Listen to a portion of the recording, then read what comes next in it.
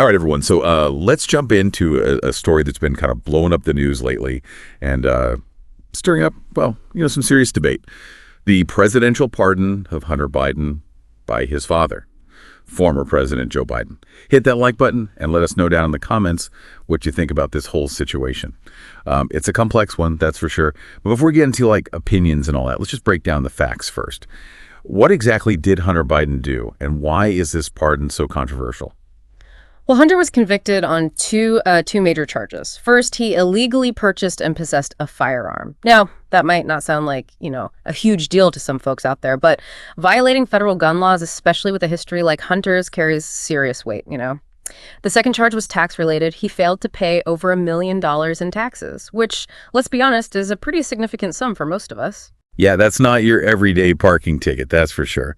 And to make things even spicier, Joe Biden, during his campaign and even after losing the election to Trump, repeatedly vowed that he would not pardon Hunter. So this decision, definitely raised some eyebrows, to say the least.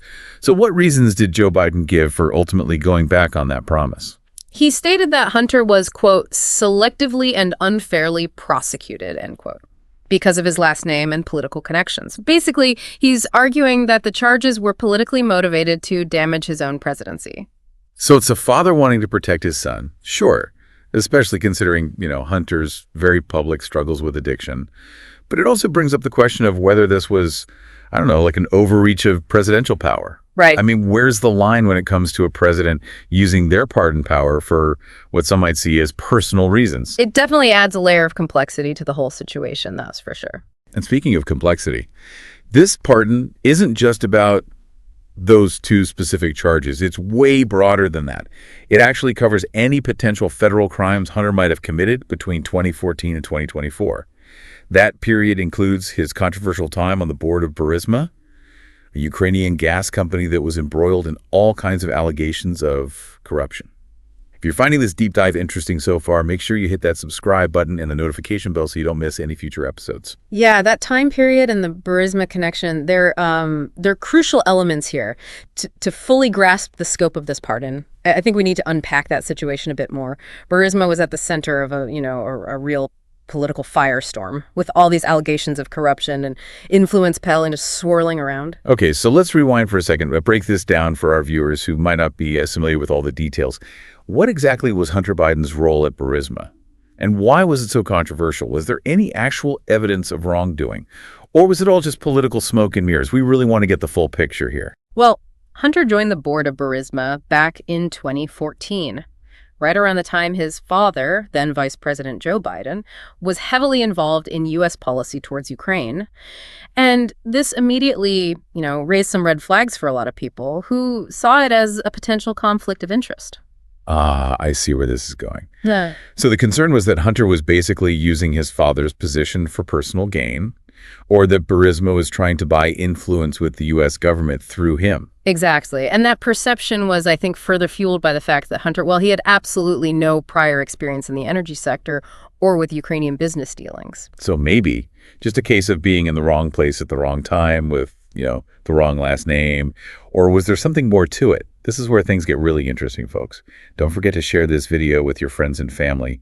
The more, the merrier when it comes to unpacking these kinds of complex issues. Well, there were allegations that Burisma itself was under investigation for corruption at the time, and that Hunter's presence on the board was intended to shield the company from scrutiny, or even, influence U.S. policy in its favor. Now, it's important to note that no concrete evidence of wrongdoing by Hunter Biden has ever been publicly presented. Right. But even so, the optics of the whole situation were, undeniably bad. And in politics, perception can be just as damaging as reality. Absolutely. And this is precisely why the scope of this pardon is so significant. It effectively shields Hunter from any potential future prosecution related to his time at Burisma. Whoa, hold on a second. So even if new evidence were to emerge, even if there was something concrete linking Hunter to illegal activities at Burisma, this pardon would still protect him. That's the way it seems, yeah. Wow, that's huge. This is where the debate really heats up. Some people are going to see this as a blatant abuse of power, a get-out-of-jail-free card for the president's son, no matter what he might have done, while others will argue it's a justified act of compassion from a father trying to protect his son from what they see as, a politically motivated witch hunt. And that's a key point to consider, for sure. The timing of this pardon, right as Joe Biden is preparing to leave office, adds another, I don't know, another layer of intrigue to the whole situation. Why pardon Hunter now after maintaining for so long that he wouldn't interfere? It's almost like a parting shot. Right. Like he's using his remaining power to shield his son before facing potential political backlash. Yeah. But it could also be seen as an attempt to clear the air and, I don't know, minimize distractions for the incoming administration.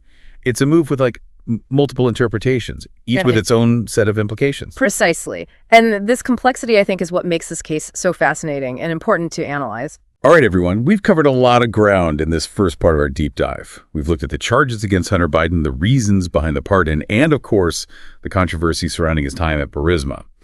Make sure to stick around for part 2, where we'll delve even deeper into the legal and ethical implications of this pardon and explore how it might impact the future of presidential power. And while you're waiting, don't forget to like, comment, share, and subscribe to our channel. We'll be right back. Welcome back, everyone, to our deep dive into the presidential pardon of Hunter Biden. Before the break, we were just discussing the timing of this pardon and how it adds another layer of, I guess you could say, complexity to an already pretty complicated situation. So what are your thoughts on this? Do you think, I don't know, the timing was like strategic, or was it just a matter of Joe Biden finally deciding to act on his, well, paternal instincts? Let us know down in the comments what you think. Yeah, the timing is, it's certainly interesting. Issuing the pardon just as he's about to leave office, I mean, that could be interpreted in a few different ways. Okay, let's explore those interpretations a bit. What are some of the possible motivations behind this timing, and what could it tell us about Joe Biden's, intentions? Well, I think some folks might view it as a calculated move, to minimize the political fallout. By pardoning Hunter now, Biden essentially avoids any potential backlash during the transition period. And it allows the incoming administration to focus on other priorities. So almost like a way of clearing the deck, so to speak, and preventing this whole controversy from, I don't know, overshadowing the new president's agenda. But on the other hand, it could also be seen as, well, as a very human act, the father wanting to protect his son. That's right. We can't overlook the personal aspect of the situation. Hunter's been, pretty open about his struggles with addiction, and it's clear that Joe Biden sees this pardon as a way to, well, offer him a chance at a fresh start, a chance to rebuild his life without the weight of these convictions, hanging over him. Yeah, that's a powerful point. And it kind of reminds us that even in the midst of all this legal and political maneuvering, there's a real human story here. A father trying to do what he believes is best for his son, regardless of the consequences. But even with that empathy in mind, there's still this question of whether this sets, I don't know, like a dangerous precedent. Right. I mean, if a president can pardon their own son, even for, pretty serious crimes, where do we draw the line? Yeah, that's a valid concern for sure, and one that's been raised by, legal experts across the political spectrum. Exactly, because if we set aside the specifics of this case for a moment and just look at the principle, it really does raise some questions about the potential for abuse of power.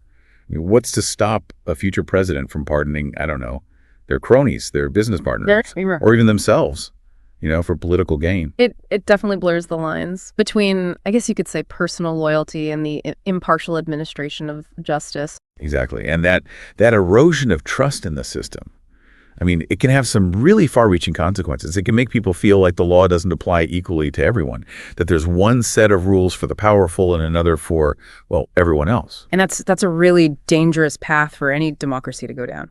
It is, and it kind of brings us back to this really fundamental question. What is the purpose of the presidential pardon power? Is it, I don't know, is it meant to be a tool for mercy and second chances, or is it something more than that? Is it a way to correct injustices?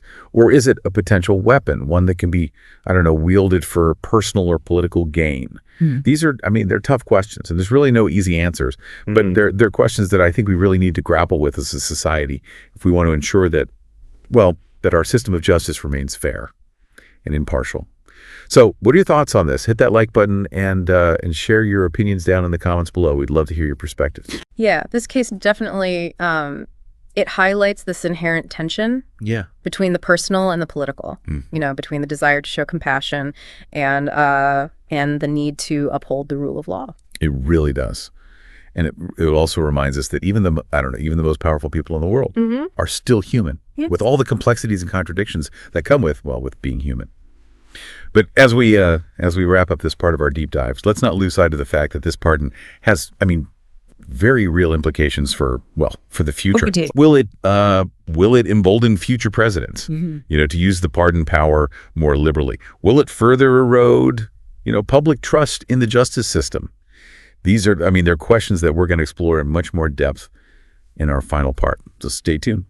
Welcome back to the final part of our deep dive into the Hunter Biden pardon. We've covered a lot of ground here, from the specifics of the charges all the way to the broader implications for, presidential power and public trust. So now I think it's time to look ahead. What kind of lasting impact might this pardon have on the political landscape and on, how we view justice here in America? Well, it's hard to say for sure what the long-term consequences are going to be, but this case, it definitely raises some important questions about the future of presidential pardons. Will we start to see a trend towards, more lenient use of this power? Will future presidents, feel more emboldened to grant pardons based on personal connections rather than, legal merit? Yeah, that's a big concern. If this becomes like the norm, it could really shape people's faith in the fairness of our justice system and its impartiality. Absolutely. That perception of a two-tiered system of justice, one for the well-connected and one for everyone else, it can be incredibly damaging to a democracy. Creates cynicism, distrust. And it can, I think, discourage people from participating in the political process altogether. If they feel like the system is rigged against them from the start, why even bother? Exactly. So the question is, what can we even do to prevent this kind of situation from happening again? Or at least try to mitigate the potential damage. Right. Well, one idea that's been, kind of floating around out there is to just increase transparency around the whole pardon process. Right now it's largely at the discretion of the president with very little oversight. So we're basically just putting all our trust in whoever happens to be in the Oval Office at the time. Yeah. And just hoping they'll use this, immense power wisely and ethically. Essentially, yeah. And as we've seen, that's not always a safe bet. Maybe we need, a more formalized process with clearer criteria for granting pardons and some sort of mechanism for review by an independent body. Yeah, that makes a lot of sense. Yeah. It's not about taking away the power of the pardon altogether, which can be a valuable tool, in certain cases. Yeah. But it's about making sure it's used, judiciously, not for personal gain. Exactly. Another important step is, I think, to just continue educating the public. Yeah. About the whole pardon process and, its potential for misuse. The more informed people are, the better equipped they'll be to, hold their leaders accountable. Right.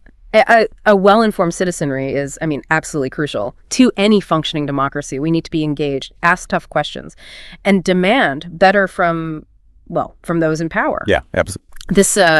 This whole Hunter Biden case, it's definitely sparked a lot of discussion and debate, which I think is a good thing. It's a reminder that these issues matter and that we need to be, vigilant in safeguarding the integrity of our institutions.